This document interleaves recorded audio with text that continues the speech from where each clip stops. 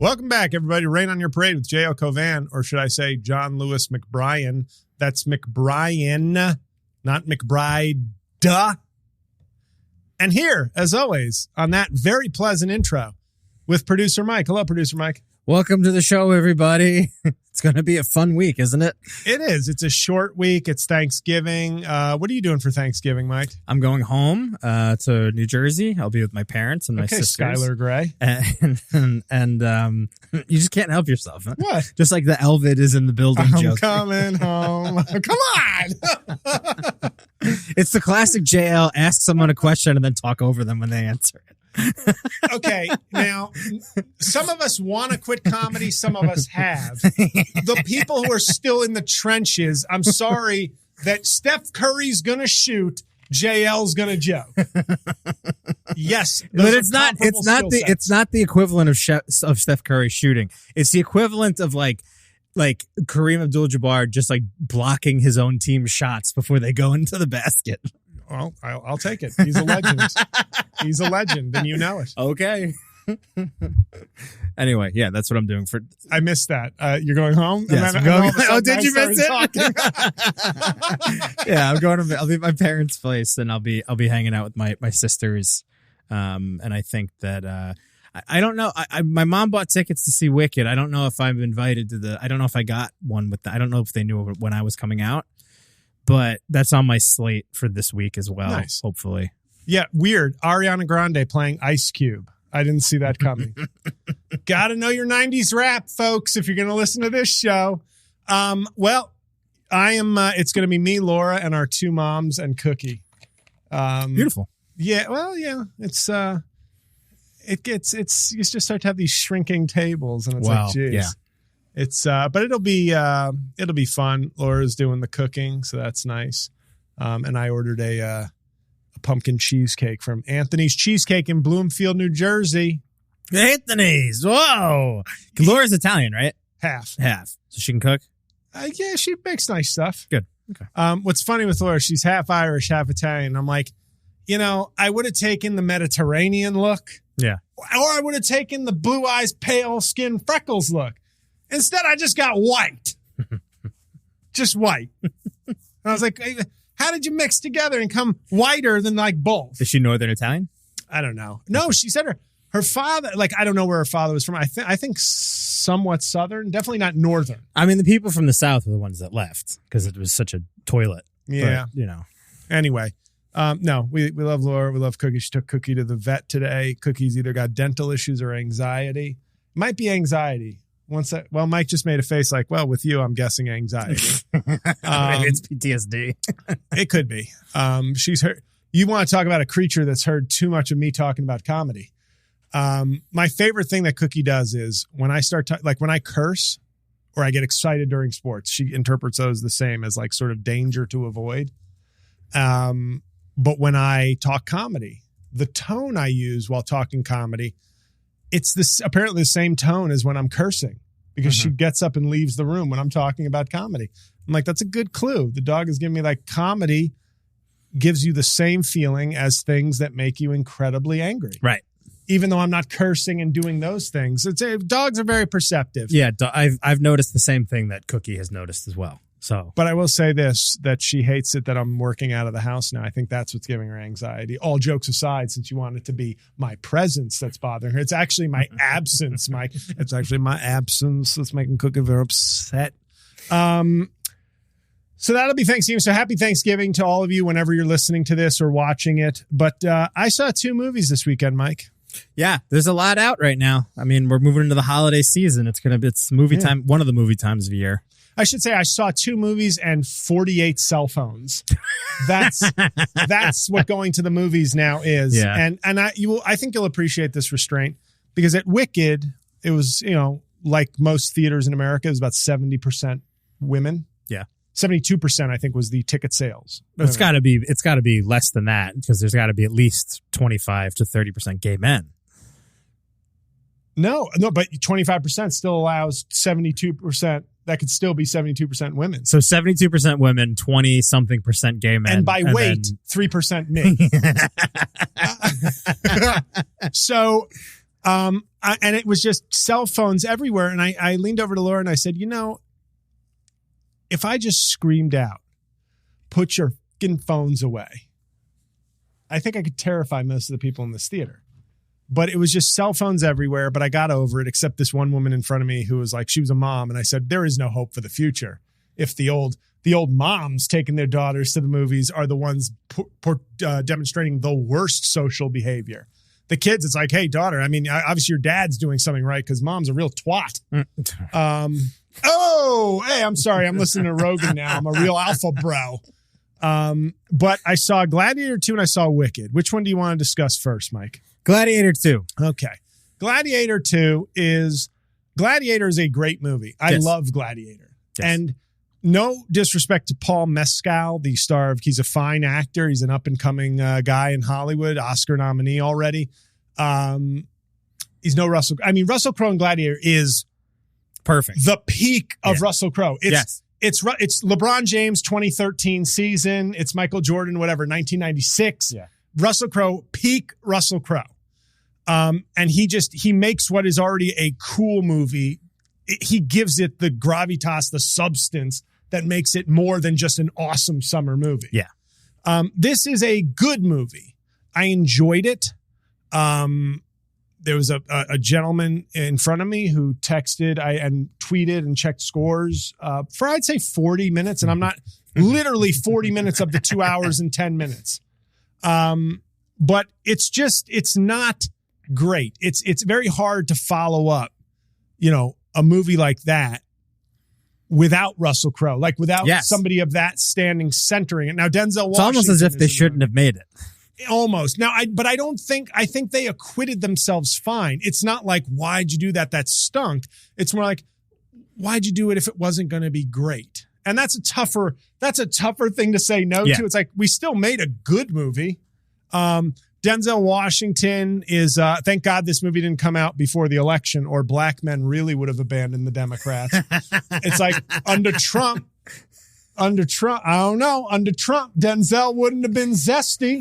He wouldn't have been all bisexual up in there. That's Democrats. They're taking our icons and turning them into, I don't know. I mean, I don't have a problem with, but like, why Denzel? Trump. So thank God it didn't come out, or it might have impacted the election in a bad way. Right. But he's just eating up the scenery and like he's having fun. I like the fact that even though he's being sort of Denzel and sort of not, that he just clearly took the role and was like, I like Ridley Scott. I like the script. I'm going to get to do something that I don't normally do. I'm going to play a little out of character. Mm-hmm. But overall, it's like a B. I'd be like, well done. Gladiator's an A. Right. So that's sort of the problem. Now, Wicked. Yeah. Next night I see Wicked. And I was so fired up, I bought a commemorative tin for the popcorn, really to film a sketch as Trump after Wicked. Of course. Where he complained about he knew the Wicked Witch was suspect, that her green makeup was covering up something, namely that she's a black. But Wicked is excellent. Yeah. And I never saw the musical, but I will Really? Yeah, really. Oh, wow. The musical's great. I can imagine. But I instead saw Avenue Q because I hang out with winners. Mm. But after seeing the movie, now I haven't seen Wicked, but Avenue Q, cute story, probably shouldn't have pulled off like the biggest upset in Tony history. They beat Wicked? Yeah. Okay. Because I was going to say Wicked's still running. Avenue Q, as far as I know, is not. I don't think. It was playing at like this smaller theater on 50th and 9th for a long time. It's not the Winter Garden, though, baby. No. So, Ariana Grande and Cynthia Erivo, both A+. Ariana Grande, like, she kind of looks like an actual Disney princess, and I mean that both as a compliment and an insult. Like, there's something about her, I'm like, is she a real like, have we invented, like, it's like, can you make, like, if the guys from Weird Science, old movie, Mike, sorry. I know the movie. If they were like, instead of wanting Kelly LeBrock, they were like, can you just make like a Disney princess into a real person? And Ariana Grande would come out. Mm-hmm. Insane talent packed into her 80 pounds of body. Yeah. big voice, really funny. And she showed it on SNL. I wasn't taken totally by surprise, but really, really great. And Cynthia Erivo, they both have their funny parts and everything, but Cynthia Erivo is like, they're two parts of the same half, and she's a little more of the dramatic stuff, but still humor, and the whimsy and the humor is more Ariana Grande's part.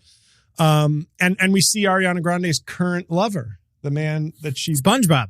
Is that... Okay, so somebody said he's the voice of SpongeBob. He's the SpongeBob on Broadway. Or SpongeBob, whatever show they were doing. Broadway, because if he had SpongeBob SquarePants cartoon money, I'd be like, now I get it. No, he's not the guy that originated the SpongeBob voice. No, I figured he's too young to be that, but it would make more sense. Yeah. But as I said, as Trump, to get away with it, I said, well, Ariana Grande seems to have a type, and that type is not attractive. But we were just watching this movie, and it's so odd because this character is lusting after Ariana Grande's character. Yeah. And I'm like, I'm guessing this guy's wife is not going to go see Wicked, his ex-wife. Yeah. Well, his ex-wife was... she's hanging out with John Mulaney's ex-wife right now, plotting murders. His ex-wife was, I think, also a Broadway actress. Oh, okay. I think. I remember this was like a scandal, though, when it happened. Because Ariana Grande, like, home-wrecked this situation. Yeah. But you know what? At the time, I was like, you're disgusting, Ariana Grande. But after seeing her on SNL and in Wicked, I'm like, forgiven. Yeah, you're back on it. You know, sometimes there's talent that you just go, hey, lady, tough. I'm frankly, I mean, here's the problem.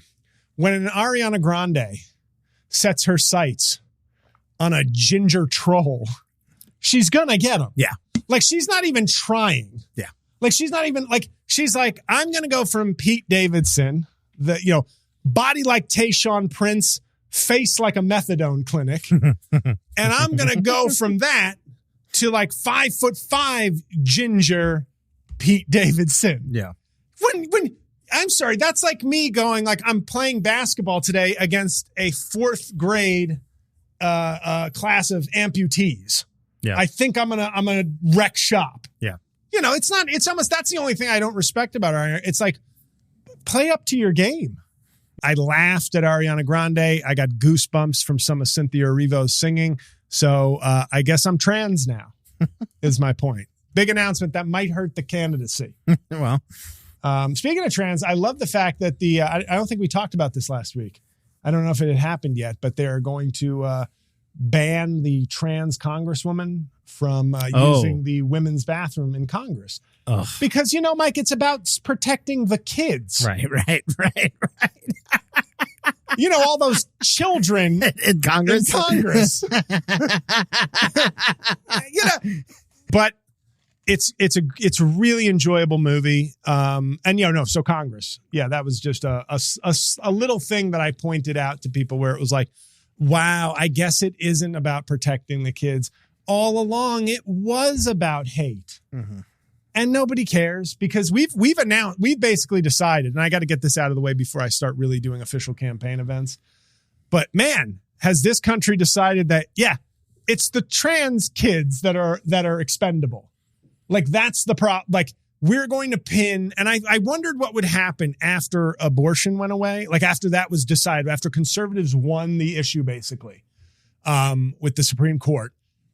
Well, they just lost their biggest cultural weapon. Mm-hmm. Anything else will pale in comparison. But they're so desperate for a cultural weapon, they turn this tiny thing.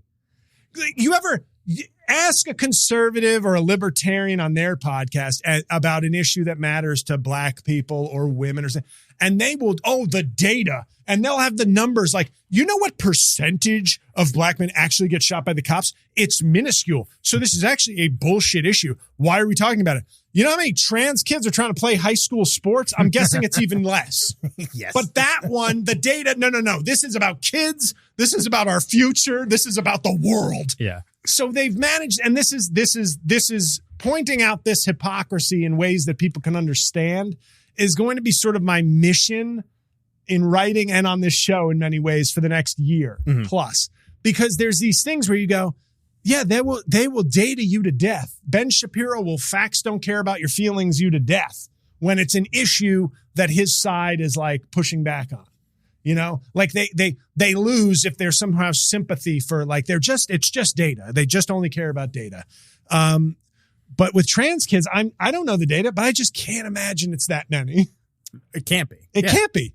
And yet it was enough of a cultural issue. And I had somebody say to me in the comments and somewhere nicely, but like, it was more than that, JL. It was this, that, and the other. And I'm like, then why were those ads the ones they were running up until the election? Why were those the most impactful ads? The ones you brought to my attention first. The Kamala cares about they, them. Trump cares about you. Yeah. Well, we know Trump doesn't care about you. Yeah. So it's really just the they, them part. But that really was like how you look back through history and there's always like was it... Well, trans people are like I'm sorry to be blunt, like they're like the Jews of America right now in terms of we can blow them out of proportion and scare and be like, look at what they're doing to our kids. And it's insane. We're going to look back at this if we still have books and a country. We're going to look back at this and be like, wait, so in 2016, Hillary Clinton didn't go to Wisconsin. That's what you're telling me made Trump president. And in 2024, it was trans kids swimming that the country just said, enough, done, we're done. So, yeah, I'm sorry. So I was just going to say that there's famous ads throughout the history of elections. Obviously, the bomb, the LBJ ad. Oh, yeah, Daisy? That's the Daisy ad. The Daisy ad. And there was also Morning in America, the Reagan ad. Willie Horton. The they, them ad is going to be the one. Yeah. I mean, I already can't remember any other ads from that campaign, but that they, them ad will be in my brain. Yes. Forever. You brought it to my attention and I said on the show, I was like, ooh, I know it's steeped in hate. Yeah. There's no denying whoever came up with that. It's a great ad. 100%. It's a great slogan. It's tight. Yep. It summarizes and augments the real issues that people have. Yep. And it sums up that election. His ads in the week leading up to the election weren't like inflation and Trump is going to save the day. It was like trans kids. Yep. As I do a George Carlin voice, the trans kids. Trans kids in a plane. Who the fuck cares? Trans kids. I'd be worried if there was a transformer teaching my kid, but a trans kid, who fucking cares? But we're going to get into, this is going to be, we're in election season. We're in JL election season now. It's 24/7, 365. Yeah. So we have a topic today that I've lined up because I think it's fundamental. It's got to be something that me or whichever Democrat wins, if I am not the winner of the 2028 primary season, that they make central to their case. Basically, and we'll get to it after the break, but like educating people. We are stuck. Democrats are stuck with the role of taking care of people, educating people, not being too bad or too annoying. It's all on Democrats. And I think we've fallen short in emphasizing the simplicity of why people need to get elected, because we've gotten to this point. The country was founded, Congress was really supposed to be the main power because they were rejecting a king. So that's why the legislative branch is the first article, because if they'd made the executive the first article, it's like, oh, so this is like our king. And that's how people thought of it until Washington was like, yeah, I'm stepping down voluntarily, and created that tradition that lasted till 2020. And I forget what happened then, but who really, I mean, big whoop. So all seems to be forgiven, by the way. Right. Oh yeah. Investigation closed. It's It's water under the graves of dead police officers. But people kind of have this idea that the president is now like the law and the party. And so it's like when the president is seen as failing or succeeding, it's like, well, they're doing a great job. Right. And we got to stick with the party because we view now the president as this bigger figure than they really should be. Yeah. I get one, and because we gravitate to strong leaders, whether it's cults or sports or politics, we gravitate to a figure of leadership. Even if we say we don't, we do. And so that's why the presidency has just morphed into a bigger and bigger thing. But it takes more than that. The design of the system, how we perceive the system, is not how the system was designed. the system was designed for the legislature to kind of be the leaders, if you will. So we'll get to that. But I want that to be teaching people the basics of government. Seems like something we shouldn't have to do, but we need somebody who can make it fun, who can make it entertaining and important. You know what I mean? So we'll get to that after the break, but just a couple things, if I may, Mike. Can I just do some housekeeping before we go to a nice, relatively early break? Not as early as you think. Not as early as you want. Not as early as you think. No, I'm looking at my phone. It is as early as I think. It's exactly what I think because I'm looking at the time. Okay. Thank you. The next segment will be 4 minutes, everybody. We're going to... I'm not rushing. I'm just saying. Yeah. I'm Ukrainian, so... Yes. I see. No, you know what? Sometimes I just got to go flick. I have some shows coming up. I know you hate that when I talk about those, but Harrisburg, Pennsylvania, December 13th and 14th. I'm somewhere in Pennsylvania for New Year's Eve near Harrisburg. So a lot of MAGA country for me. But they feel good right now. That's the thing. They feel good. So I can dance like somebody entertaining Joffrey in Game of Thrones. Yeah, or like Sound of Music. Like you're a Von Trapp. I never saw Sound of Music. Oh, isn't that bad? My God. Well, yeah. Anyway, the whole point of that movie is that they're like in occupied Austria, and the father is like a high up important person, I guess, in the Austrian government, maybe, and Austria gets invaded, and now the singing Von Trapp family has to perform for the Nazis. You could call it Von Trapp music. Yes. Okay. Back to whatever you were doing. I basically just did that so you could take a drink of water and would not have dead air. And then let's see, January, I'm somewhere. February, February, I'm in Charlotte. At the end of February, I'll be in Charlotte with the Black Guy Who Tips live show. I think I'm going to be in Vegas the end of March. Just these are things to keep your keep your eye out for. And then there might be some Trump shows in the South. We're still working on those to promote Dictator for a Day, which should be coming out January 6th is the goal to release that. Oh, great. The Deuce finally is loose. Prime? I don't know. No idea.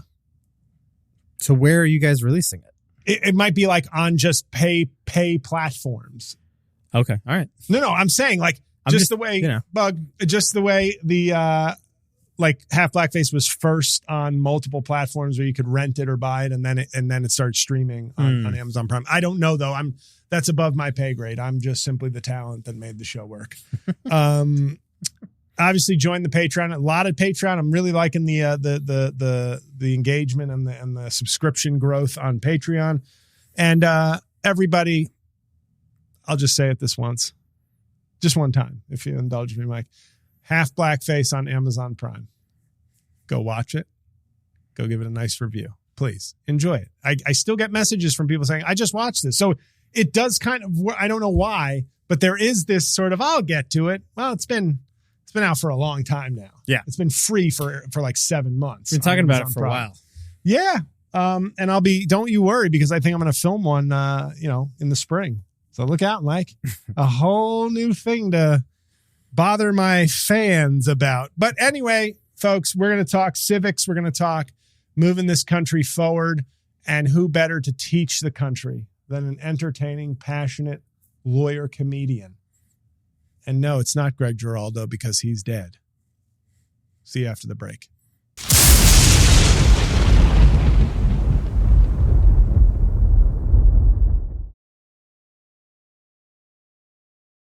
And we're back, Mike. How was that break? Satisfying. Okay, good. Yeah. Not your favorite break. Not my favorite break, but a break nonetheless. Okay, good. We aim to please here. All right. So I've been sitting at my desk really and really absorbing how big an undertaking even contemplating a run like this is, because I get into those spirals where I'm like, all right, here are my 3 issues, but what if I get asked about foreign affairs or how many countries I've traveled to or this or that? And I think obviously I want to lean into my everyday working man, average American sort of like, yeah, no, I haven't taken tons of vacations everywhere. I think a lot more people can relate to me than people who vacation off the south of France. So, so anyway, But I thought there's got to be something more fundamental, because I'm looking up books on certain policies that I'm interested in. Like I said, elder care, climate change, homelessness are sort of the three things. Now, homelessness would be more of a how do we allocate funds to places in need. But also homelessness is one of those opportunities, like I said before the break, where I could point out the hypocrisy of both sides, where it's like, oh, you want the NIMBY, you want homelessness taken care of, but not in your area. And you want homelessness taken care of, but not in a real way. You just want it to disappear, you know? And I think those would be the three issues that I sort of care about. And obviously, elder care and climate change would be things that are of a more national, national setting. But anyway, but before all that, and I was like, before I get to name and slogans and all these things that I'm trying to think of to sort of build this from the ground up, putting together my bio, I've already figured out how I'm going to write this presidential memoir that I was suggesting last week, which is it's going to be, I'm going to lean into the comedy experience of traveling the country, of interacting with different people, and like lessons for America from the road by a comedian you've never heard of. That's not the title, but that's the gist of it. It might just come off as like this nice, authentic, wow, this is really thoughtful and funny, but also real. Yeah. That's I think the way I'm going to approach that. But before all that, I realized, I think one of the big problems we face, and it's up to a leading candidate to find a way to do this, because the Democrats always have a heavier burden, I think. Republicans are the party of no. They're the party of appealing to your worse angels, to borrow Abe Lincoln.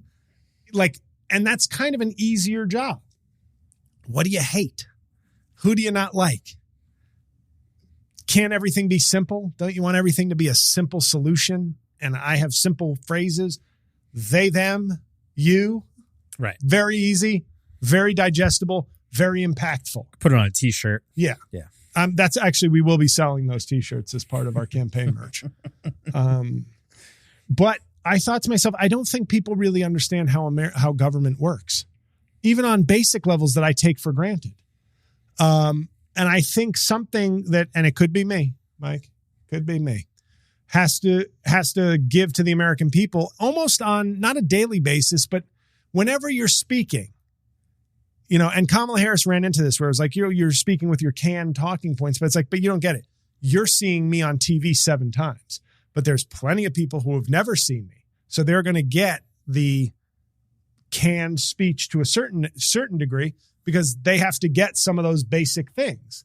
If you're a news junkie, it'll look like I'm a Teddy Ruxpin and you're just pulling the string and I'm saying the same things. Mm-hmm.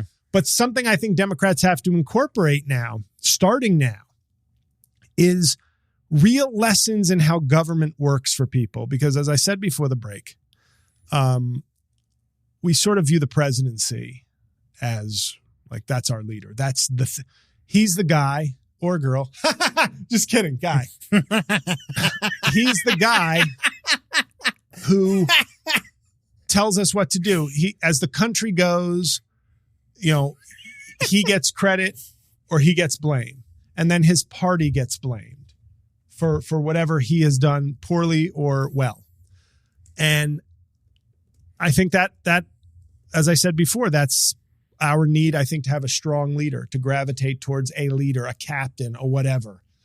And we need to sort of kind of take a step back from that, I think, a little bit, and realize that as much power as the presidency has, and those things will be weakened. The Supreme Court, whether you like it or not, in Chevron, the executive branch is going to have a lot less sort of power to wield in terms of deciding what agencies do and things like this. And this is all this is like already too in the weeds for the average American, saying that, but you don't understand, the agencies don't have, it's got to be simpler than that.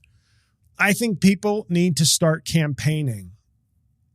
Like, I want a presidential candidate who gets up there and is saying, I don't even know if leader is the right way to say it, but like leader, but I am part of a team. And that team, don't even make it Democrats, Republicans. That team is Congress. That team is the Senate. That team is the House of Representatives and the presidency, the executive. And you've got to give me, LeBron James. Oops, too woke. Pick somebody else. But I'll just athlete of fairly non-political, even Tiger Woods. Aaron Judge. Wow, does he say nothing? Yeah. Is he big enough for this example? Baseball, no, our podcast just tanked. You brought in baseball. Sorry. Because I was thinking like Tiger Woods. Or pick a race car driver. Have a few athletes. Let Jon Stewart mock you for having like different athletes in different regions. Yeah. Pick a popular race car driver. He's got a team. He's in the car driving, but he still needs a team. Right. If his team sucks, feel free to use that language, real American language. If his team sucks, if Bubba Wallace, or he's black, right? I don't know who that is. It's a race car driver? Yeah, I don't know. Okay. But basically, it's like if his team stinks, it almost doesn't matter how good a driver is. We need, and I think by portraying the Senate and the House, don't even bring party into it, but say, I've told you what my vision is. But like any athlete, Michael Jordan didn't win. Michael Jordan's a great one. Michael Jordan didn't win championships until he got Scottie Pippen and Dennis Rodman. Dennis Rodman's like friends with Trump. You know, so even the greats, and you don't want to, and I know this is like minutia that I'm doing, but like, don't call yourself a great. Yeah. But even people who've had success couldn't do it alone. And what I'm asking is, we've got to understand that the president can do certain things, but the founders, you know how they love talking about the founders.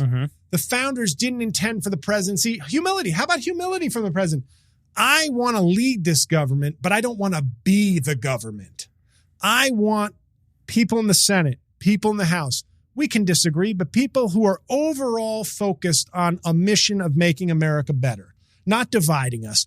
And I feel like positioning yourself as almost more of a coach than an MVP is maybe the way to sell the presidency to the American people, because they have to understand Congress makes the laws. In the Constitution, Congress is the first part of the, and these are things that people wouldn't be able to argue with, because, you know, they'll be like, you know, he makes a good point. Like it's true. He maybe wants to get in there and have a more humble presidency and a more collaborative president. And then the first thing you do that they don't like, they're on cable news, but you're already president. Right. And they're going, oh, a complete betrayal of the country, that he didn't wait for 40 Republican votes before passing it. It only passed 70-30. He didn't wait for those other Republicans to join him. Disgusting. But you're in the office now. Right. But I think we need people who are going to educate and speak in terms that Americans can understand, where it's like messaging and policy is one thing, but this is, I think, even bigger in terms of, if you don't know how government works, or you don't appreciate how government works and how it's supposed to work, you will just look at the president and then say, oh, this guy promised me the world, even though he can't deliver it. I like that. And this guy promised me nothing, and I don't like that. We have to get people more realistic and educated about how government works, not in the weeds. I don't expect them to start parsing Supreme Court opinions and understanding, all the agency jargon and how that works. But I think we need a place where people can go, yeah, Congress is important too. And I want people, let's say I want to split my ticket. I want somebody, I like this presidential candidate. I like what he's saying. I relate to him, and I think he's not talking down to me. Unless I listen to his old podcasts and he calls me a dumb piece of shit. But I like how he's framing it. And he seems to be like somebody with a different mindset and approach to the presidency. It's not about him. And it's not about slogans. It's about like, let's get a government together that works. Let me be the leader of sorts of this government, but I am not the government. And I can't do 95% of the things that we need done without Congress. That doesn't necessarily mean vote for Republican or Democrat, but vote for somebody who is aligned with that sentiment. So if you see a Democrat you think is too, and I'm using Bernie or AOC, even though I don't think this is really the case, but if you think they're too firebrandy and not going to like come to the table enough, then don't vote for them. But you're going to see a lot more people on the right who are grandstanding and making it about them. And I don't care what state you're in, what your district is in, those aren't people you should vote for, right or left. No grandstanders, no dividers. You know, obviously you're going to have principles and policies, but like, you need people who are going to work together. And I know this sounds hokier than I usually talk, but I think that message has to come through in terms of what kind of politicians you need for define the mission differently. Not an I'm going to do this, I'm going to do that, I'm going to do this. Those days are over, at least for Democrats. I think you need to redefine the presidency in a way where it doesn't become about you have to vote for me or else, but I want to infuse the presidency with a little more humility.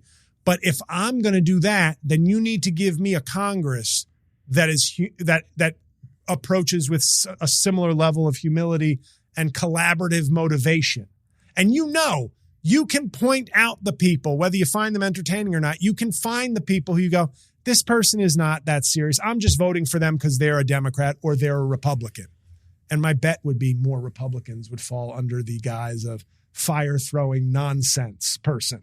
Yes. But if you couch it that way, if you give people permission to abandon either party for the sake of a greater mission and the mission that we should be on, I think you've made them understand that, the president isn't everything. And if I want the president to do things, I need to vote in a senator and a congressperson who, at the very least, seems like they will cooperate or come to the table. In the very least. They won't always agree. But there have been, now my argument to bolster Democrats' case is what I've said before on this podcast, which is you look at any big change. Do you like your Social Security? Do you like your Medicaid? Do you like your Medicare? Do you like your Affordable Care Act? Do you like the GI Bill? Do you like the loans you got to buy your house? Do you like pretty much everything that's good in your life? Democrats probably gave it to you. So that's the partisan side of the message, which is here's why I would say you should support Democrats. But beyond that, here's why we need to get a type of person in office before we get to party. And my argument is I think we will have more of those people if we vote Democrats. You can certainly disagree with me. But I think many of you will find that maybe your congressperson, you've supported them because they're a Republican and they have the R, but they may not actually embody the values we need to be good governors of our country. Not exact, so that's, I think that would be my message. Any thoughts before I continue on this masterclass? This is a JL heat check episode. But like a nice heat check. Yeah. I'm just saying. I'm cool. sitting back watching the show, baby. Because what annoys me, and I'm going to bring up Scott Jennings on CNN. Hi, Mac. Basically, I think, you know what? Scott Jennings is like the meter. Have you ever heard him? Scott Jennings? Yeah. I don't think. Okay. Maybe if I saw him. He just has an expression like this. And you could see from January 6th until election night, Scott Jennings was a perfect barometer of the confidence of regular Republicans. So it was like he was always a smirking guy, like he always had in his back pocket that he was going to own you. After January 6th, it was like, this was not a good day. We know. But throughout the Biden presidency, he just kept smirking a little more. He got a little more confident. And by election night, of course, he was like talking about how Hulk Hogan should be made a senator from Florida. He was so confident. But Scott Jennings says one of these things that's very popular and hurt Kamala Harris a decent amount. And which is why it's on the Democrats, unfortunately. I'm one of the people who complains about how much burden is on the Democrats to help the country, but also educate the country, but also not offend the country. Think of any of those three things the responsibility of Donald Trump? No. You can't offend people? Fuck that. You've got to... He's getting rid of the Board of Education. Oh, not the Board of Education. The Department of Education, isn't he? That's what he wants to do. That's so insane. And he's got Linda McMahon running it. Why not just make Vince McMahon? Why not just go why go half measures? Just make Vince. Yeah. I'm going to shit on teachers, literally. But so I understand. I am annoyed that burden exists. But one of the mottos that we had a couple weeks ago is like, we got to run and you said this to me too. We got to run for the country we have. Yeah. And I was resistant to that. But one of the things we have is, hey, in this country, Democrats have to help, educate, and not offend, not bother, not even offend, not bother, because the Republicans can offend and they're just being bold and free speech warriors, but Democrats annoy. And in a way, on a human level, annoying is kind of worse than offensive. Yeah. Like you find me annoying. Only at an hour and 20 minutes. Right. But you don't find me that offensive. And you can see when Mike really caves in towards the end of an episode, it's because he's annoyed. Yeah. So Democrats have been sort of branded a little bit annoying, and we need to undo that. But you have to face facts that this is what the country is. And when somebody says Democrats have been in the White House 12 of the last 16 years, to somebody who's not hyper focused on how government works, they're like, yeah, what have they done? And then the question I'd say is, well, what did they do during the 4 years when they had majorities in the Senate and House? Affordable Care Act, Inflation Reduction Act, major things. Now, what I would say is what you have to understand is if you like those things and wonder why the Democrats didn't do more, you've got to give the Democrats better teammates. You've got to give them teammates that can help them achieve more for you. And that's when I would point out the historical lessons of FDR, LBJ, Barack Obama, Joe Biden. If you give them enough Democrats, big things happen. That's just a fact. We can have a chart. We can have commercials with clips of FDR and listing the things. It can be a 30-second, almost educational commercial where you're sort of rebranding the party of doing things. Ronald Reagan, a great communicator.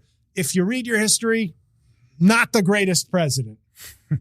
But he was all image and he presented well. But the meat and potatoes is on the side of Democrats. But this requires more than Lincoln Project social media ads to fire up the base. We've got to start an education campaign. It would help if the schools did it.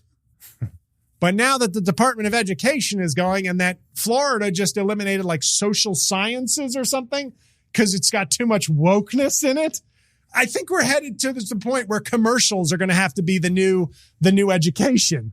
Or Joe Rogan podcast. She doesn't even do podcasts. She doesn't even appear on podcasts. I heard him say that 4 times in an episode.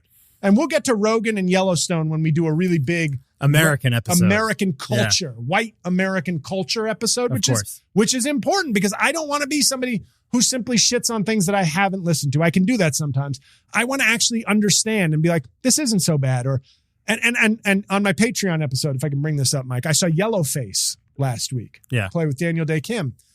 A lot of Asians in the audience. And it dawned on me. I said to Laura, I said, do you want to get out of here? But after I said that, because we were both uncomfortable, I'm kidding.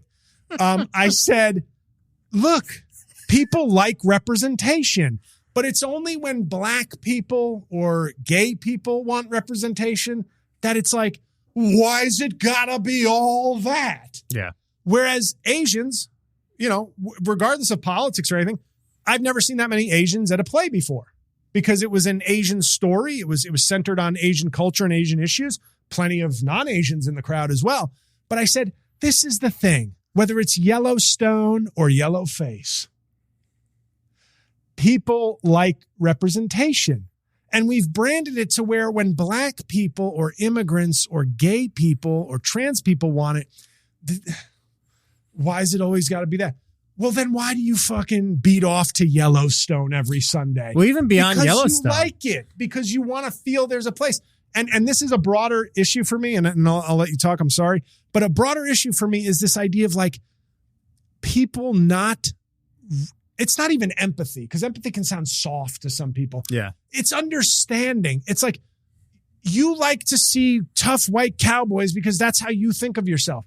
Just like black people might want to see a show centered on black characters, or Asian people who go to the theater, who I don't see at the theater that often, buying expensive tickets to see Yellowface because they're interested in lots of stories, but deep down, they also want to hear their stories. Yeah. And we have to get to a point where it's no longer, and this is why it has to be, and my bit on hockey, I'm sorry, is so good that I was just watching from the set. But we have to get to a place, and it's on the Democrats. The theme of this is, all I'm saying is on the Democrats. It's a harsh reality. I don't think that's the way it should be, but this is the reality. to create an idea where people can say representation is not wokeness. It's not woke when you tune into to Yellowstone. It's not woke when you go see Yellowface. It's not woke when you go to Morgan Wallen concerts. It's that's part of your culture. You like that. You might like other stuff too, but nobody's accusing of you like, oh, you got to go to Morgan Wallen. Why? Because you're the white guys. You like white stuff. Why does it always got to be white? And we have to create a culture where people sort of admit the truth about themselves, but then say that's kind of okay. It's okay to have an affinity for some of the things that relate to you easier, but it's not okay to treat other people's affinity as a crime or an offense against the state or the destruction of society. And so, okay, so I'm sorry. I was just going to say that there's always this panic too, especially you see it in the movie industry or even beyond the movie industry. Hamilton is a good example where, do you remember when Hamilton came out and there was that casting call for, I guess the original cast was about to leave. So they were trying to get new people in. And the casting call was basically, didn't say it explicitly, I don't think, but it's basically like, we're looking for like Black and Hispanic people for these parts of like George Washington and founding fathers who were white guys. And there was sort of this like New York Post outcry where it was just sort of like, well, it's historically inaccurate and blah, blah, blah, blah. And of course, that's ignoring the artistic message right behind it. Right. But again, this is the age old issue that's been happening with Hollywood since its onset, and the representation that's only come in the last 20 to 25 years.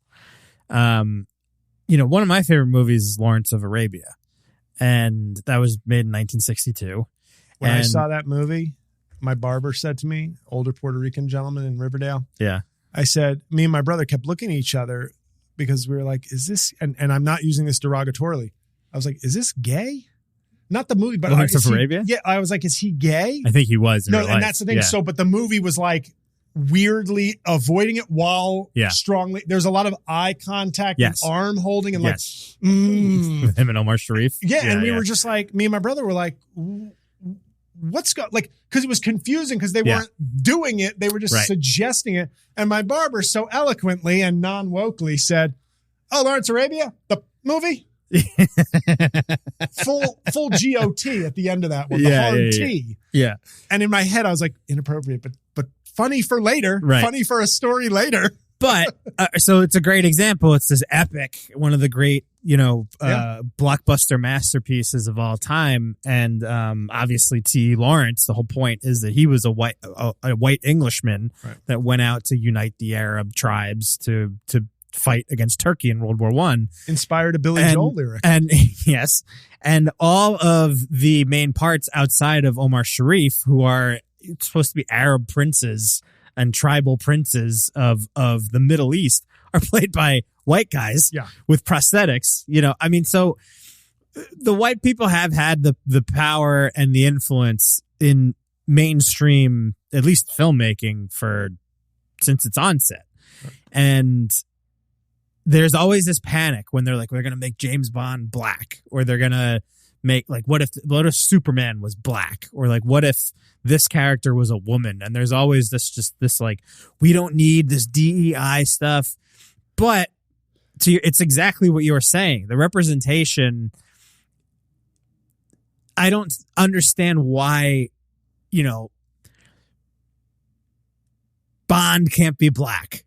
Like that is Bond this idea that's obvious, like, of course, like, to me, it's not even like Idris Elba, not Idris sophisticated, Elba would have crushed it. Not elegant and sophisticated and sexy enough to be James Bond, and he's British on top of it. Yeah, but like, they would have done it 10 years ago. He would have been great. And I will add to this, before I get this back to the macro level, but I think if there was a theme to this part of my early campaign, it's that, hey, everybody likes representation. Right.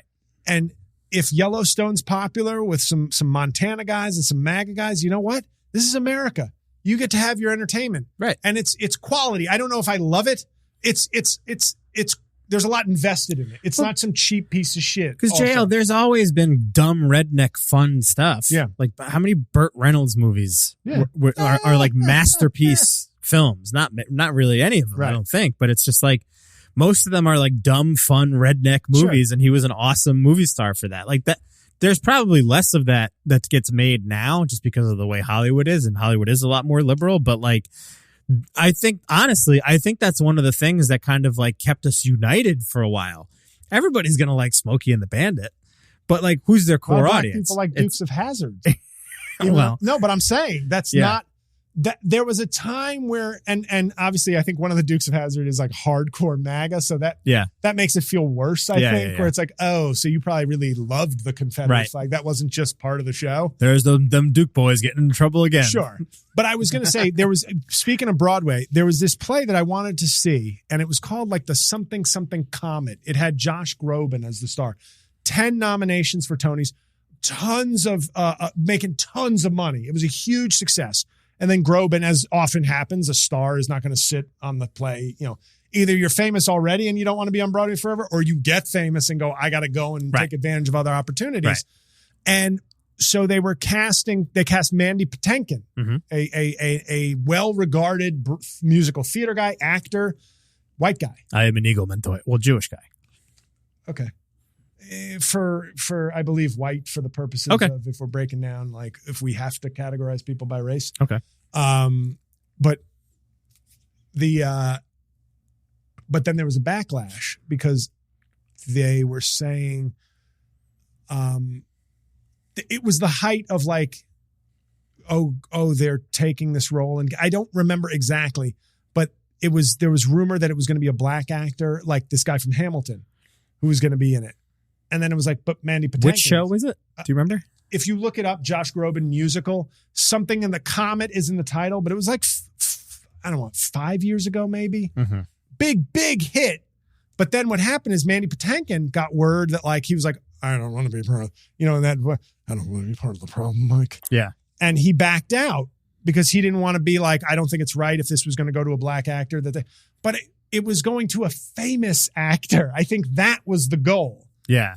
It wasn't to squeeze out a black actor. It was to go to a famous actor. And then, you know, and I'm surprised if MAGA and the like didn't think theater was so gay, they would have brought this up as a perfect example of wokeness run amok. The musical was Natasha Pierre and the Great Comet of 1812. There it is. So this guy from Hamilton, who played Hercules Mulligan in the original cast, which I saw, by the way. Nice. He gets the role, but he wasn't as musically inclined as Groban. So they were like, fine, we'll adjust like instruments. Like you don't have to do that part. But he wasn't the best fit, and the show tanked and was done. Yeah. A runaway hit, gone. Now, that is an example of where I would say, I don't like using the term wokeness because like so many things now, it's become this own ugly, like vague accusation of like, you know, and I'm also tired of hearing people talk about it in general. Like Bill Maher is one of these people who keeps he like resuscitates the dead horse and puts it on like a ventilator so he can kill it again. Yes. And so it's like, but there is this frozen area where some in the middle and on the right live where wokeness is still this, it's as bad as the day it was the worst. Yeah. And it's like, no. But you keep that in the media cycle. And people just keep going, wokeness, it's more wokeness. This idea of Donald Trump just got elected president. He won the Senate and the House. How much is wokeness winning right now? No, but this is the thing. This is them taking it back, JL. But they need to keep the boogeyman alive between trans kids and wokeness, the vague like ether that is wokeness that surrounds us and is always a threat to destroy us. Yeah. And it's like, it's kind of stupid at this point, except too many people still think it's like, I'm tired of the wokeness. Kamala Harris didn't even run on like a lot of the issues. She didn't run on identity politics. She actually avoided that, but it didn't stop people from going, I'm tired of all the identity politics. She's literally not running on identity. She has made a conscious decision to not run on identity politics, and yet it's still a powerful enough like slur to basically like tarnish Democrats. It's insane, which is why there needs to be this move, I think, to incorporate a completely new way of talking about politics and making the case that Democrats are the best way forward for this vision of collaboration and progress. And yes, you've got to draw some lines in the sand. I am very deeply uncomfortable with how people keep telling me. I blocked somebody on YouTube, I think a fan of the show, because they kept telling me trans sports is a losing issue. I'm like, when did Kamala Harris run on trans sports? Right. Like, you're just telling me what your problem is. Right. And I'm also not going to be somebody who sits here and goes, well, if my daughter was a high school junior and then a 6'4" muscular woman, although if you've ever seen East German swimmers in the 80s, it's pretty much they were biological women. Mm-hmm. They look bigger than me. I'm not going to lie and be like, well, you just have to swim harder, honey. I'm sure I'd have weird feelings about this. I also don't think the direction of the country should hinge. But also, when is that going to happen? How often does that that happens like once every now and then, and it's a story when it happens? Because I would you like to write a movie with me, a comedy about a woke trans immigrant serial killer? I don't think so. I think I could probably find other projects to work on, but all right. It's just odd. When that first story came out years ago, that I can remember that there was like a person when I win the big award at Sundance, you will regret this. Oh, okay, well, call me when it happens. No, I won't. You'll have to read about it. I remember it's probably almost a decade ago at this point where there was a story where it was just like this man has transitioned to a woman and is now powerlifting in the Olympics against. And I remember when that came out, I was like, all right, in fairness, just because of the body makeup, maybe this isn't very fair. Right. Did I predict that would end up being a major issue for people and how they vote and how they sort of view the lens of the social change that's happening in the country? No. And I still think it's insane.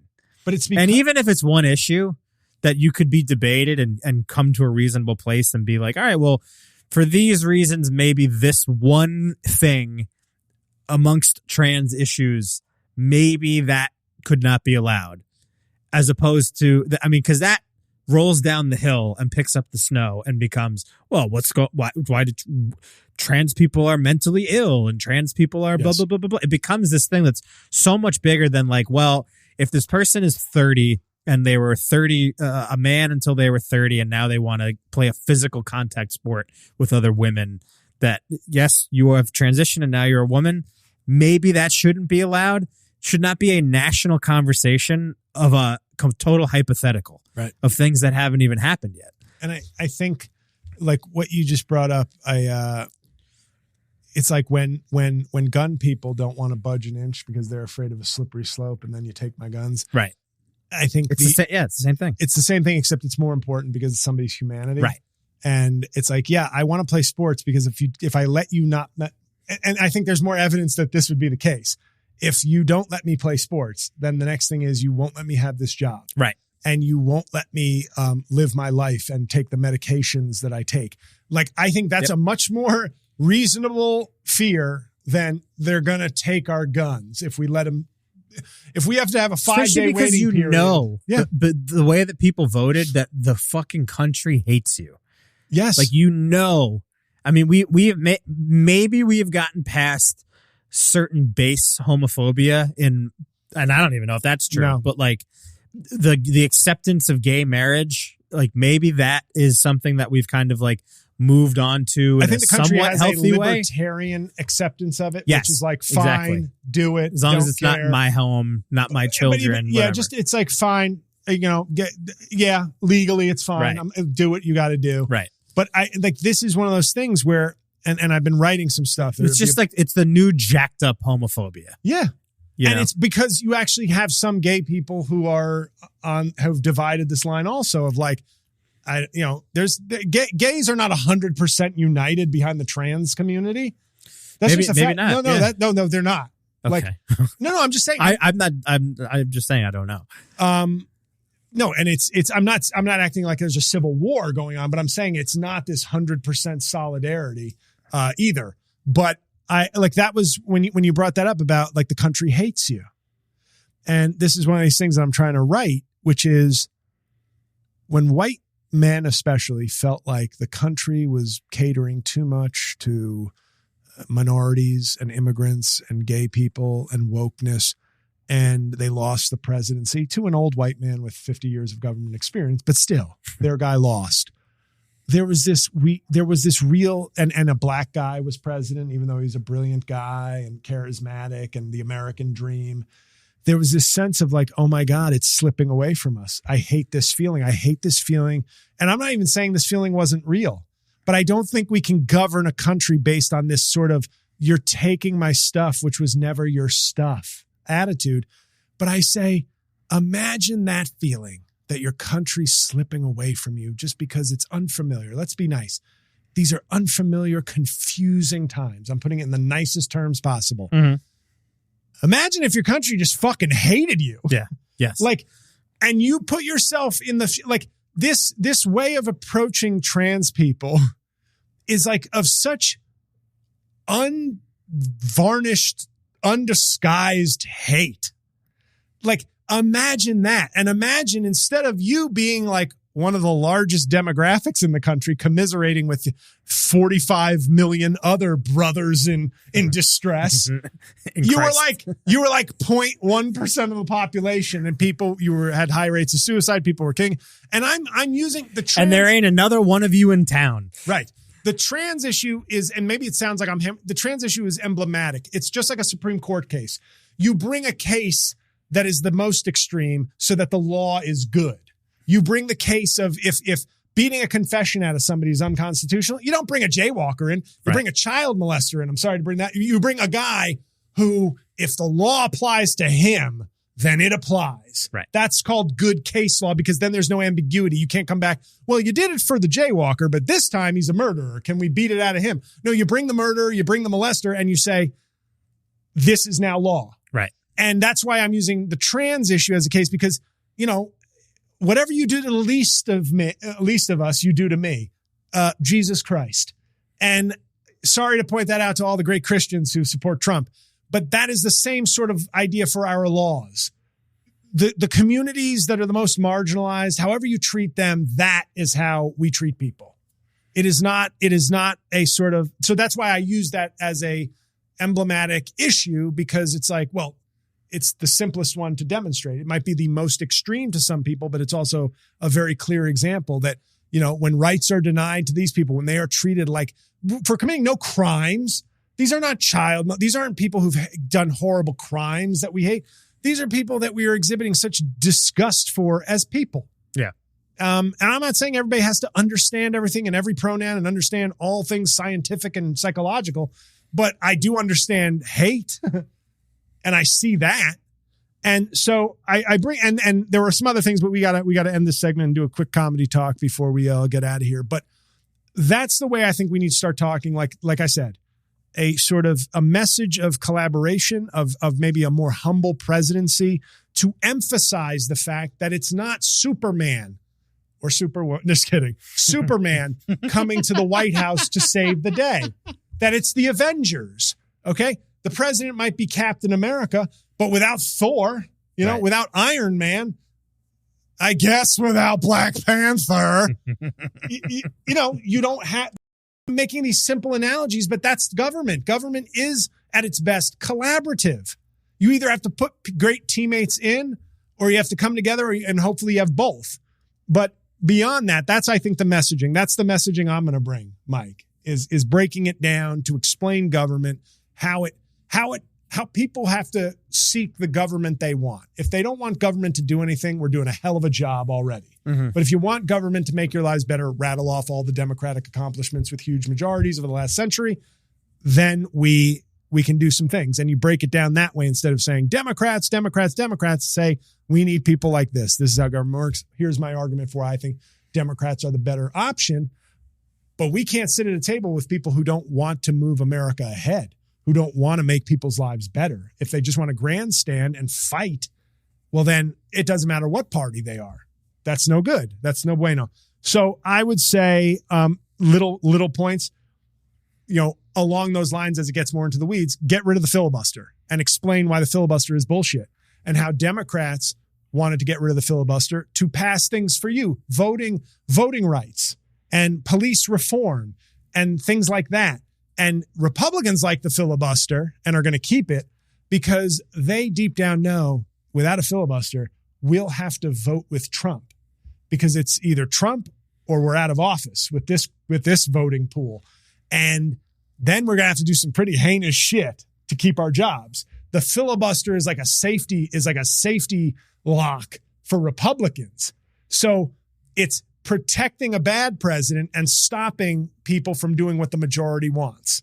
So that would be one of my examples of like, we got to educate people a little bit on that in practical terms, not in sort of the filibuster is an anti-democratic institution that is antiquated and from a different era and it has to go. No, say the reason we couldn't give you this child tax credit is the filibuster. The reason we couldn't do this, the reason Republicans liked the filibuster is because they didn't want to do what Trump did. So MAGA voters, here's a lesson for you. You want a hardcore Trump presidency, you should want the filibuster gone. The filibuster stops what the voters want, whether you are Democrat or Republican. And that's another way to reach people. So that's my general gist on how we need to educate voters. But I think that's fundamental. I think that's got to permeate every speech, every commercial, every town hall that we do. So on that note, I got about 7 minutes before Mike goes full I hate you, JL. So we're taking one more break before comedy talk.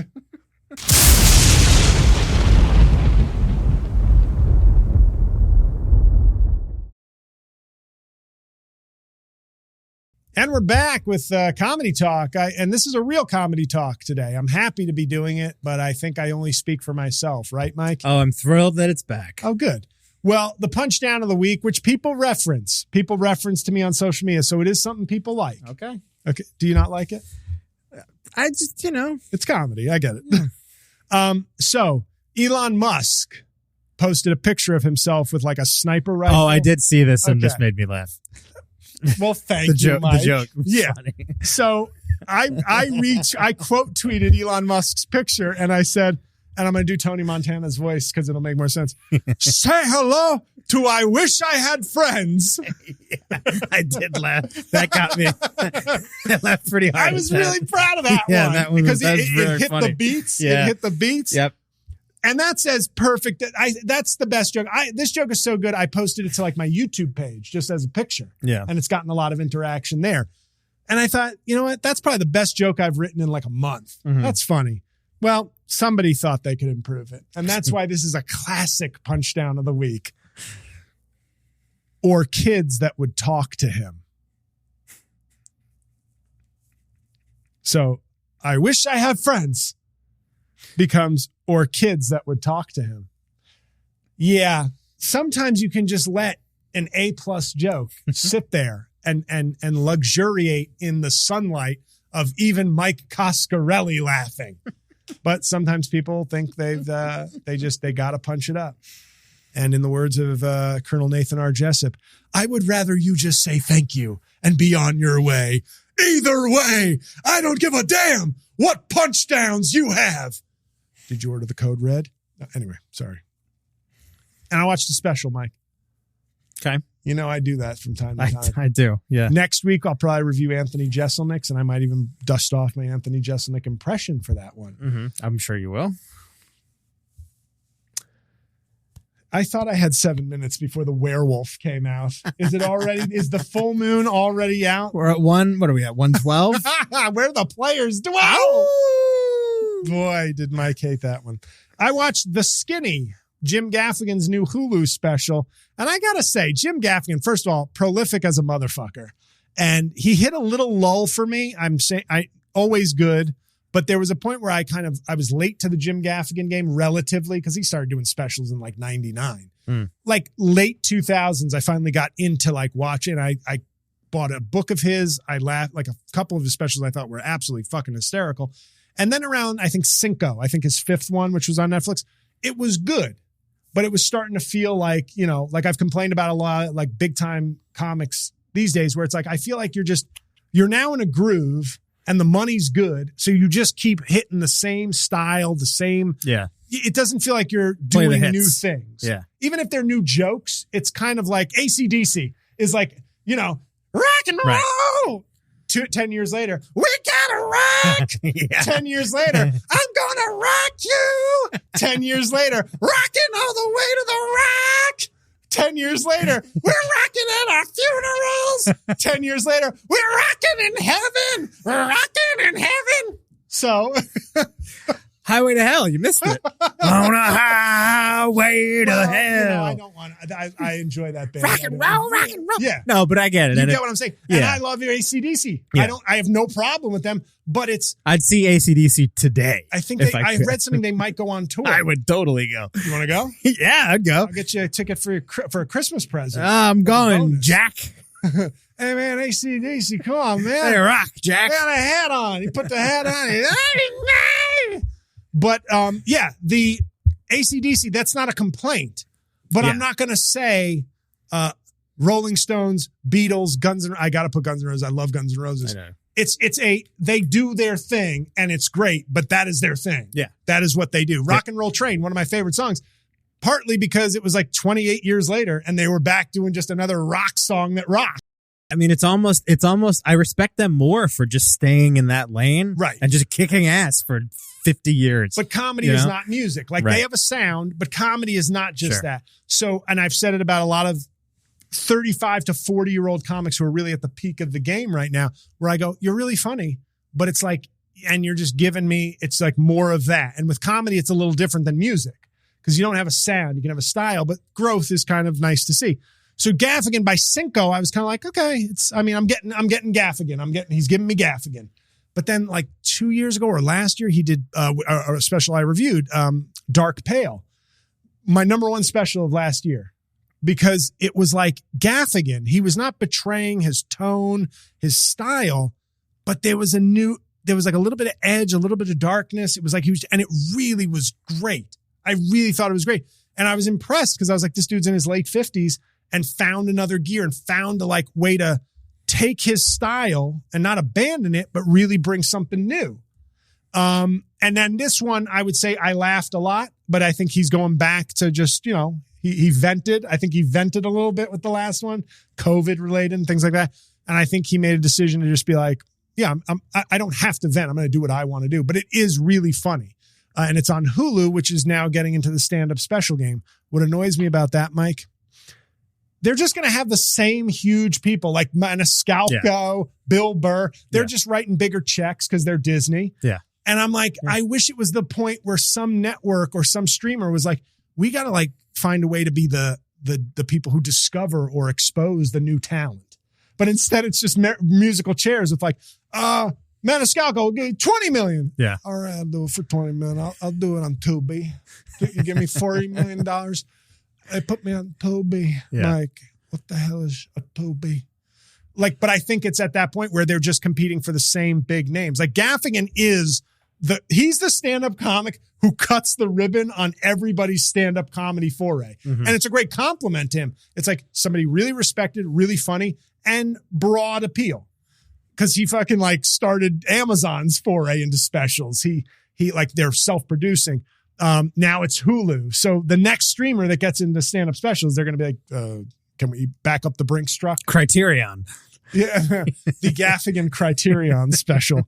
But I really did like The Skinny. I would recommend, though, go watch Dark Pale. And if you've never watched Gaffigan stuff, then no need to like go back to the beginning. Dark Pale and The Skinny will give you like the two sides, the great specials. But I'm just commenting that it feels like Gaffigan. I don't mean this as a critique, but he seems to be like, okay, now I'm like kind of moving back into like where maybe more of my fans are comfortable. But it was really funny. So that's the review, I guess, guys. But thank you for listening. I hope you liked this podcast. I know the fans like the politics, but this is, I'm really thinking about this like nonstop. So, it's very daunting, as you can imagine, to build a stand-up a political candidate from the ground up. Yes. Especially for the presidency. We're not going for like, a city council or something. We're going right from the top. Yeah. So it's exhausting me, but I'm really putting it together. I lost no weight though this week. So on my superficial things, I didn't make improvements yet. But Thanksgiving should help that. Yep. That's usually a great time to lose weight. So thank you. Get tickets to some shows if I'm in your area. Check out my albums, check out the specials. Leave 5 stars, please, for the podcast on iTunes and or Spotify, please. If you're listening right now or you're watching right now, just click on your computer or your phone. Go leave a review. And if you are listening, you guys have been doing a great job, as Mike always says, but it's true, of engaging with the YouTube and using that as our chat, as our discussion, our forum. It's working nicely. And as always, if you really do like the show and you have friends who have similar tastes in politics or comedy or whatever, it can't hurt to recommend it. If they don't take it up, they don't take it up. But maybe they'll like the show and you'll have something else to talk about. So thank you, everybody. I hope you are having a good Thanksgiving or whatever, or not getting trampled at stores during Black Friday. And I will see you next Thursday.